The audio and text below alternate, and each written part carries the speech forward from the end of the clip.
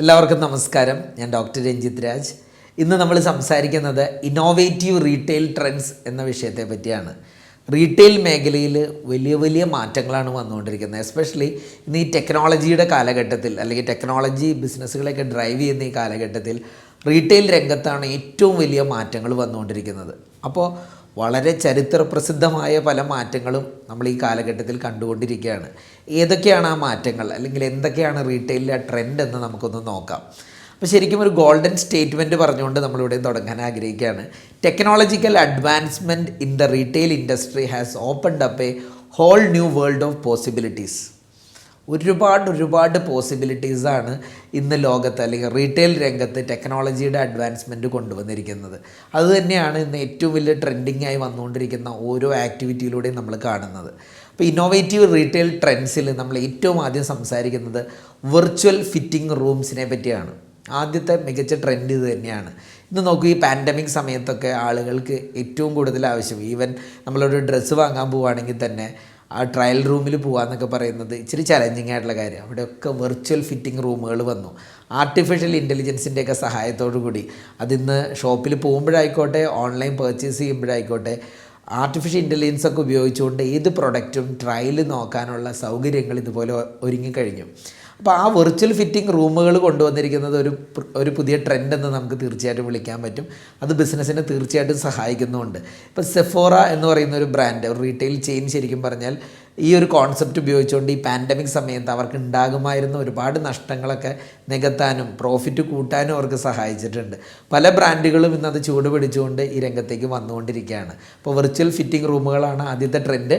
രണ്ടാമത്തെ കാര്യം staff free and കാഷ്യർലെസ് സ്റ്റോറുകൾ. കേൾക്കുമ്പോൾ നമുക്ക് തോന്നും ഇതൊക്കെ പെട്ടെന്ന് നടക്കുമെന്ന്. തീർച്ചയായിട്ടും അധികം വൈകാതെ നമുക്ക് കാണാൻ പറ്റും. ഈ ലോങ് ക്യൂ ഒന്നും ആളുകൾക്ക് ഇന്ന് ഇഷ്ടമല്ല, ബില്ലിങ്ങിന് ക്യാഷ്യറിൻ്റെ അടുത്ത് ഇങ്ങനെ നിൽക്കുക എന്നൊക്കെ ഉള്ളത്. അതുകൊണ്ട് തന്നെ ഒരു സ്റ്റാഫ് ഇല്ലാത്ത കാഷ്യർലെസ് ആയിട്ടുള്ള സ്റ്റോറുകളൊക്കെയാണ് ഇനി വരാൻ പോകുന്നത്. കോണ്ടാക്ട്ലെസ് ഷോപ്പിംഗ് എന്ന് നമ്മളതിനെ വിളിക്കും.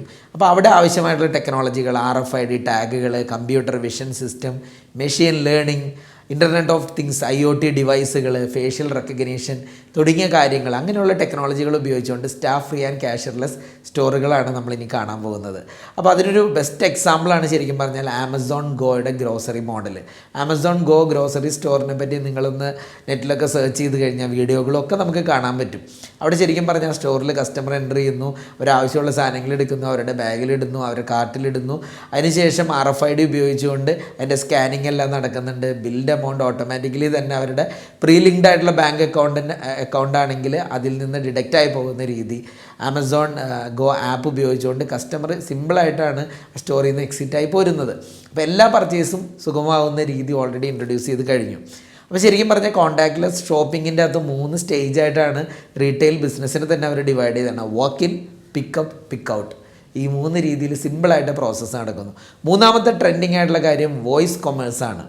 ഇന്ന് സിരിയും അലക്സയും ഒക്കെ നമുക്ക് ജീവിതങ്ങളുടെ ഭാഗമായി കഴിഞ്ഞു, അല്ലേ? അലക്സ ഓപ്പൺ എന്ന് പറഞ്ഞു കഴിഞ്ഞാൽ അങ്ങനെയാണല്ലോ. അപ്പോൾ എല്ലാ കാര്യങ്ങളും വളരെ സിമ്പിളായിക്കൊണ്ടിരിക്കുകയാണ്. ഇതൊക്കെ ബിസിനസ്സിലും വോയിസ് കൊമേഴ്സ് എക്സ്പെരിമെൻറ്റ് ചെയ്ത് കഴിഞ്ഞു. കാരണം അതൊരു പൊട്ടൻഷ്യൽ ട്രെൻഡാണ് റീറ്റെയിൽ ഇൻഡസ്ട്രിയിലെ. ഇൻ്റർനെറ്റ് ഓഫ് തിങ്സ്, IoT ഉപയോഗിച്ചുകൊണ്ട് കസ്റ്റമേഴ്സിന് വോയിസ് കമാൻഡുകൾ വഴി കാര്യങ്ങൾ ചെയ്യാൻ പറ്റുന്ന അവസ്ഥ. അപ്പോൾ ശരിക്കും പറഞ്ഞാൽ ഒരു ബയറിൻ്റെ എക്സ്പീരിയൻസ് ഈസിയും കൺവീനിയൻറ്റും ആവുകയാണ്. ശരിക്കും പറഞ്ഞാൽ ആളുകൾക്കൊന്നും കാണാതെ തന്നെ വളരെ ശബ്ദത്തിലൂടെ തന്നെ ഈസി ആയിട്ട് കൺവേ ചെയ്തുകൊണ്ട് ബിസിനസ് നടത്താൻ പറ്റുന്ന രീതി അൺഎഡ്യൂക്കേറ്റഡ് ആയിട്ടുള്ള ആളുകൾക്ക് വളരെയധികം ഹെൽപ്ഫുള്ളാണ്. കാരണം ഒരുപാട് ടെക്നോളജി, ഒരുപാട് കാര്യങ്ങളൊന്നും പഠിക്കേണ്ട, സിമ്പിൾ പ്രോസസ്സിലൂടെ ഇന്നിപ്പോൾ വാട്സാപ്പിലൂടെയൊക്കെ വോയിസ് മെസ്സേജുകൾ അയക്കുന്നത് പോലെ ബിസിനസ് ചെയ്യാൻ പറ്റുന്ന രീതി. വാൾമാർട്ട് ഇത് വളരെ ഭംഗിയായിട്ട് വോയിസ് ഓർഡറിങ് സർവീസ് ഓൾറെഡി തുടങ്ങിക്കഴിഞ്ഞു. അതൊരു വോയിസ് കൊമേഴ്സിൻ്റെ പെർഫെക്റ്റ് എക്സാമ്പിളാണ്. കസ്റ്റമർക്ക് പ്രൊഡക്റ്റുകൾ കാർട്ടിൽ ആഡ് ചെയ്യാം, ഓർഡർ പ്ലേസ് ചെയ്യാം, ഹോം ഡെലിവറി അതിലൂടെ എടുക്കാം. ഇതിനൊക്കെ ആ വോയിസ് അസിസ്റ്റൻ്റിൻ്റെ സപ്പോർട്ടോടുകൂടി അവർ സർവീസ് ആരംഭിച്ചു കഴിഞ്ഞു. നാലാമത്തെ കാര്യം 3D കോൺഫിഗറേറ്ററാണ്. 3D technology, 3D printing, 3D configuration, 3D visualisation, ഇതൊക്കെ ഇ കൊമേഴ്സ് ഇൻഡസ്ട്രിയിൽ വളരെ ഇമ്പോർട്ടൻ്റ് ആണ്. ഒരു 360 ഡിഗ്രി വ്യൂ കസ്റ്റമർക്ക് കൊടുക്കാനായിട്ട്. അപ്പോൾ അതുകൊണ്ട് 3D സെഗ്മെൻറ്റ് റീറ്റെയിലുമായി കണക്ട് ചെയ്തുകൊണ്ട് വളരെയധികം ഉയർന്നുകൊണ്ടിരിക്കുകയാണ്. ഏതാണ്ട് കൺവേർഷൻ റേറ്റ് 40% കൂട്ടാനായിട്ട് 3D അതിൻ്റെ സപ്പോർട്ട് തീർച്ചയായിട്ടും ബിസിനസ്സിനെ സഹായിക്കുന്നുണ്ട്. അഞ്ചാമത്തെ കാര്യം സോഷ്യൽ കൊമേഴ്സാണ്. സോഷ്യൽ കൊമേഴ്സ് എന്ന് പറയുമ്പോൾ ഒരു കസ്റ്റമർ സോഷ്യൽ മീഡിയ ഉപയോഗിച്ചുകൊണ്ടുള്ള ഇൻഫ്ലുവൻസ്, ഷോപ്പിംഗ് പോസ്റ്റുകൾ, ഓഫേഴ്സ്, ഇൻഫ്ലുവൻസർ പോസ്റ്റുകൾ. അപ്പോൾ നേരത്തെയൊക്കെ എന്ന് പറഞ്ഞു കഴിഞ്ഞാൽ ഇതൊക്കെ സെല്ലറിൻ്റെ ഒരു വെബ്സൈറ്റിലേക്കായിരുന്നു ഡയറക്റ്റ് ചെയ്തുകൊണ്ടിരുന്നത്, ഒരു വെബ് സെൻട്രിക് ആയിട്ടുള്ള അപ്രോച്ചിലൂടെ. എന്നാൽ ഇന്ന് ഡയറക്റ്റ്ലി തന്നെ ആ സോഷ്യൽ മീഡിയ പേജിൽ നിന്ന് തന്നെ പർച്ചേസ് ചെയ്യാൻ പറ്റുന്ന രീതി. ഇപ്പോൾ ഇൻസ്റ്റഗ്രാമിലായാലും ഫേസ്ബുക്കിലായാലും ഒക്കെ ഷോപ്പ് നൗ അവിടെ നിന്ന് തന്നെ കൊടുത്തുകൊണ്ട് കസ്റ്റമർക്ക് ഡയറക്റ്റ്ലി ആ ബട്ടൺ അവിടെ തന്നെയുണ്ട്, ഇൻസ്റ്റഗ്രാം ആഡിൽ നിന്ന് തന്നെ ഡയറക്റ്റ്ലി പർച്ചേസിലേക്ക് പോകാൻ പറ്റുന്ന രീതിയാണ് സോഷ്യൽ കൊമേഴ്സിൽ വന്നിട്ടുള്ളത്. ആറാമത്തെ കാര്യം ഇൻഫ്ലുവൻസർ മാർക്കറ്റിംഗ് ആണ്. ഇത് വളരെയധികം ശക്തമായി വളർന്നുകൊണ്ടിരിക്കുന്ന ഒരു മേഖലയാണ്. ഒരു സോഷ്യൽ മീഡിയ മാർക്കറ്റിംഗ് പോലെ തന്നെ വ്യത്യസ്തമായ ഒരു കാര്യമാണ് ഇൻഫ്ലുവൻസർ മാർക്കറ്റിംഗ്.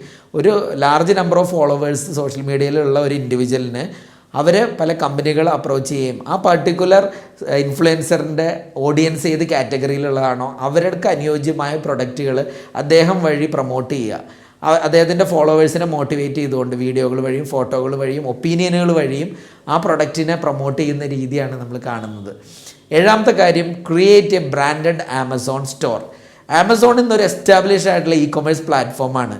ലക്ഷക്കണക്കിന് ആളുകൾ, ലക്ഷക്കണക്കിന് സെല്ലേഴ്സും കസ്റ്റമേഴ്സും ഒക്കെ ഓൾറെഡി ആമസോൺ മാർക്കറ്റ് പ്ലേസിൽ അവൈലബിൾ ആണ്.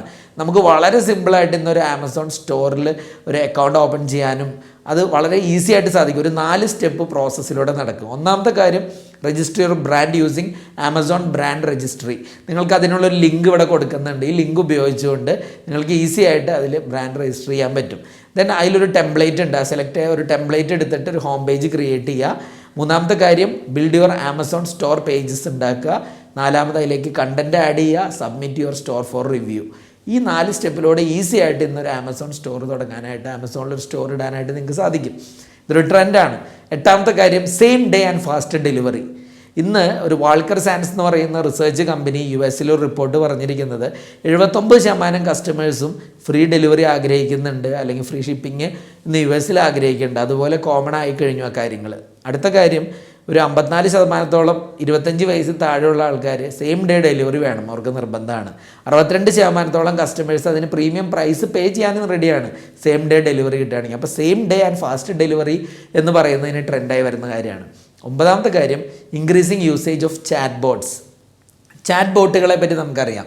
ഇതിന്ന് ഇ കൊമേഴ്സിൻ്റെ ഒരു ബിഗ് അഡ്വാൻറ്റേജ് ആയിട്ട് അല്ലെങ്കിൽ സപ്പോർട്ടായിട്ട് റീറ്റെയിൽ ബിസിനസ്സിൽ വന്നുകൊണ്ടിരിക്കുന്ന ഒരു കാര്യമാണ്. പ്രധാനമായിട്ടും ഇത് സഹായിക്കുന്നത് സെയിൽസിനെ ഡ്രൈവ് ചെയ്യാനായിട്ട്, കോസ്റ്റ് കുറയ്ക്കാനായിട്ട്, പേഴ്സണലൈസ് എക്സ്പീരിയൻസിന് വേണ്ടിയിട്ട്. പലർക്കും ഇ കൊമേഴ്സിൽ എന്തെങ്കിലും സാധനങ്ങൾ ഓൺലൈൻ വാങ്ങുമ്പോൾ പാതി വഴിയിൽ കൺഫ്യൂസ്ഡ് ആയി നിൽക്കുമ്പോൾ ചാറ്റ് ബോട്ടിൻ്റെ സഹായത്തോടുകൂടി ആ ക്ലാരിറ്റി കൊടുക്കാനും അത് കൺവേർട്ട് ചെയ്യാനും സാധിക്കും.